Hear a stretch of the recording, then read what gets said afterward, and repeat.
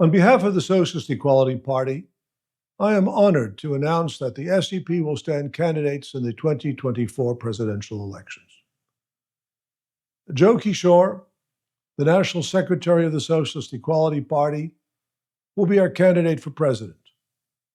Jerry White, the labor editor of the World Socialist website, has been selected as the SEP's vice presidential candidate.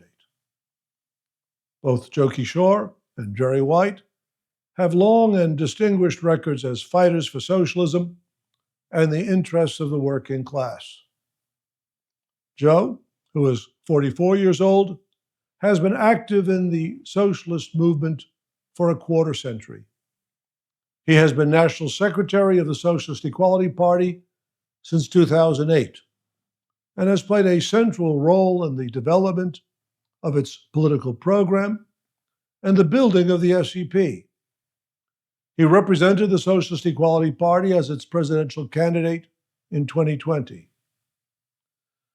Jerry, who is 64 years old, joined the Workers' League, the predecessor organization of the Socialist Equality Party, 45 years ago.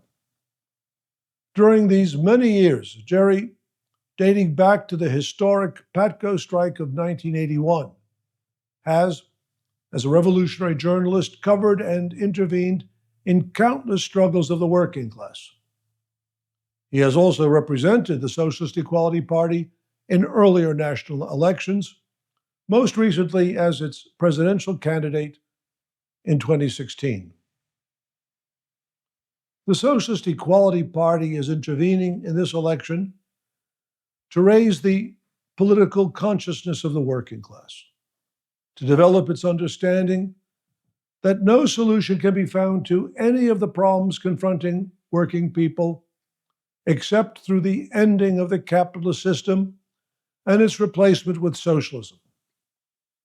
And that this great historical task can only be achieved by adopting a global strategy aimed at the mobilization of the power of the American and international working class in a unified struggle against the world capitalist system.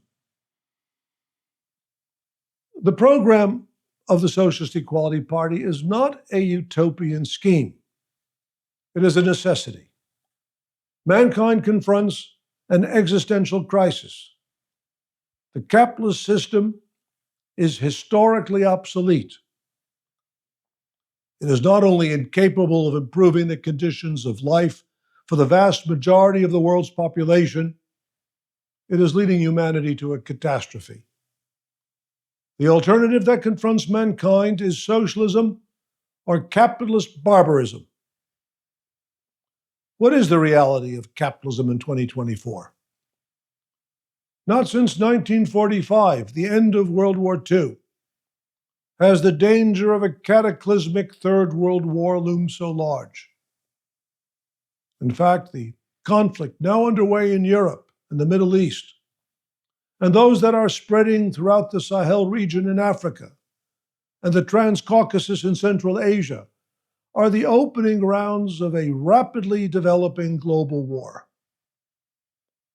The war in Ukraine, which the Biden administration deliberately provoked 2 years ago with the aim of weakening Russia and tightening the grip of American imperialism and its NATO allies over Eurasia, in preparation for the coming showdown with China, threatens to escalate into a nuclear conflict.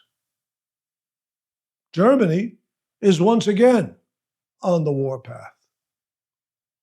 The NATO powers have repeatedly stated that they will not be deterred from pursuing the war by the threat of a nuclear exchange. The deliberate use of tactical and strategic nuclear weapons, which was rejected for decades as synonymous with madness, is now being normalized as a legitimate component of imperialist geopolitical strategy. As the war rages in Ukraine, the fascistic Israeli regime, with the full support of the White House and allied governments in Europe, continues its murderous campaign against the people of Gaza. The death toll is approaching 30,000.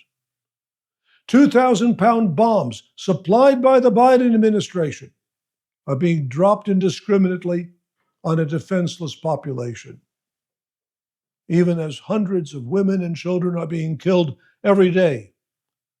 The Biden administration refuses to demand a ceasefire. Genocide is being normalized. The COVID-19 pandemic has now entered its fifth year. Well over 1 million Americans have died after being infected. On a global scale, it has been estimated that the total number of excess deaths caused by the pandemic now exceeds 28 million. Countless millions are being infected multiple times, and even if spared a fatal outcome, endure the misery and debilitation of long COVID. Every capitalist government has dismantled the most minimal measures to prevent the spread of the disease. Even the use of masks is being opposed, and in some cases, threatened with criminal sanctions. The slogan of the ruling elites, initially proclaimed by the former British Prime Minister Boris Johnson, is "Let the bodies pile high," opposing the implementation of well-known and effective public health measures to stop the transmission of the virus. It continues to spread and mutate, infecting millions of people each day. Mass death and debilitation is being normalized. The criminal indifference of capitalist governments to the lives of the world's population is duplicated in their attitude toward the survival of the planet. No amount of information confirming the disastrous consequences of global warming will compel the ruling class to adopt policies that scientists insist are urgently required to avoid planetary suicide. The reactionary social essence of the capitalist system is the absolute subordination of the needs of human society to the drive for massive profits and the concentration of staggering levels of wealth in the bank accounts of the financial corporate oligarchs who rule society. The French novelist Balzac, who observed with a critical eye the rise of the capitalist class in the early 19th century, noted, "Behind every great fortune lies a great crime." But the brilliant writer could hardly have imagined the extent to which his aphorism would be confirmed by the astronomical sums controlled by the present-day oligarchs. The great fortunes to which Balzac referred amounted to several millions. Those of the modern corporate financial oligarchs are measured in the tens and hundreds of billions. The most basic indication of the progressive or reactionary character of a society is whether it is becoming more equal or more unequal. By this standard, the reactionary character of American and global capitalist society is beyond debate. Social inequality has reached levels that are beyond anything that has existed in at least a century. The richest 1% of the world's population now owns almost half the world's wealth, while the poorest 50% own just 0.75%. 81 billionaires have more wealth than half of the global population. The richest 1% raked in 38% of all additional wealth accumulated since the mid-1990s, while the bottom 50% received just 2%. The United States has the highest concentration of billionaires in the world, whose collective wealth grew to $5.2 trillion in 2023. This vast concentration of wealth and the corresponding degree of social inequality is totally incompatible with democracy. There is much talk in the media about the threat to American democracy. President Biden declares that he is all that stands, or should I say totters, in the way of a dictatorship headed by Trump. If that is truly the case, then American democracy is certainly doomed. But the fight against dictatorship and fascism can only succeed to the extent that its causes are understood. Trump, who emerged from the smelly sewers of the New York and New Jersey real estate and casino industries, only personifies the criminality of American capitalism. Democracy cannot survive alongside of massive social inequality. The capitalist oligarchs turn today toward authoritarianism and fascism, as they did in Germany in the 1930s, to defend their wealth against the rising tide of social discontent and class struggle. This is not only an American phenomenon. It is taking place all over the world. The strike wave that swept across the United States in 2023 was part of an international movement. This global upsurge will continue and grow stronger in the course of 2024. Neither of the two major capitalist parties, the Democrats and Republicans, have anything to offer the working class but impoverishment, political repression, and war. The attempted coup of January 6, 2021 was not an isolated episode. Indeed, it had more the character of a dress rehearsal. American democracy is on its last legs. It cannot survive on the basis of capitalism. Therefore, the Socialist Equality Party will advance a program that calls for the end of the corporate financial dictatorship, the establishment of democratically controlled public ownership over the financial corporate conglomerates, and the dissolution of the vast military-industrial complex. The SEP will advocate a comprehensive and far-reaching redistribution of wealth from the super-rich to the broad mass of the population. The SEP will also fight against the vicious chauvinism of the capitalist parties. We will denounce and expose the brutal treatment of immigrants from Latin America and uphold the fundamental democratic right of all working people to live in dignity, wherever they choose. The Socialist Equality Party will explain that the implementation of this program will require the transfer of political power to the working class. The United States election is a world event. What happens in the US affects every country in the world.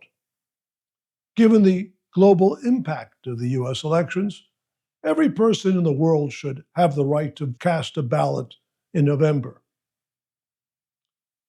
The Socialist Equality Party is intervening in the 2024 presidential election because the critical character of the present crisis requires the development of a class-conscious, socialist movement of the working class.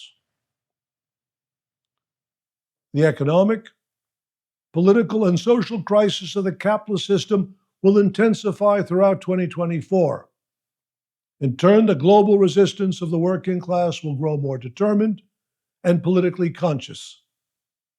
In this process, the SEP and its co-thinkers and the parties affiliated with the International Committee of the Fourth International will play an increasingly decisive role. The Socialist Equality Party is not a mere vote-catching organization shouting demagogic slogans, mouthing platitudes, and adapting its program to the lowest common denominator. We'll leave that to the political charlatans of the pseudo-left organizations that hope to achieve minor and inconsequential reforms with the permission of and in alliance with the Democratic Party. Moreover, the Socialist Equality Party does not chop and dice the population into different conflicting personal identities, such as ethnicity, race, gender, and sexual preference, each fighting for a more personally favorable redistribution of wealth within the framework of capitalism. The program of the Socialist Equality Party is based on the recognition that the fundamental conflict in society is between social classes. The SEP is a party of history. Its theoretical, political, and practical work is based on the vast experience of revolutionary struggle spanning more than a century. Our traditions are rooted in the international principles and program of Marxist socialism, as it has been defended and developed by the Trotskyist movement, which was founded in 1923 in opposition to Stalinism, social democracy, reactionary nationalism, and countless variety of middle-class politics. The Socialist Equality Party recognizes the global scale of the capitalist crisis and immense tasks that confront a movement that seeks to change the world. But we derive confidence and optimism, not only from the fact that the extraordinary advances in science and technology make fully possible the rational and progressive reorganization of the world economy in the interests of mankind, but also from the fact that there does exist a social force that is sufficiently powerful to carry out the revolutionary transformation of the world: the American and international working class. The SEP will conduct its campaign on an international scale to explain to workers the necessity for a unified worldwide struggle against capitalism's descent into barbarism. But its success, the success of our campaign, depends on your support and participation in the election campaign of the Socialist Equality Party. Help us place Joe Kishore and Jerry White on the ballot in as many states as possible. We urge workers and youth, indeed all those who recognize that capitalism has arrived at a dead end, to join this fight. Step forward for the working class, contribute financially, and participate actively in our campaign.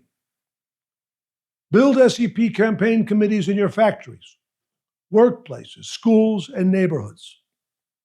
The fight against poverty, repression, and World War III is the fight for world socialism.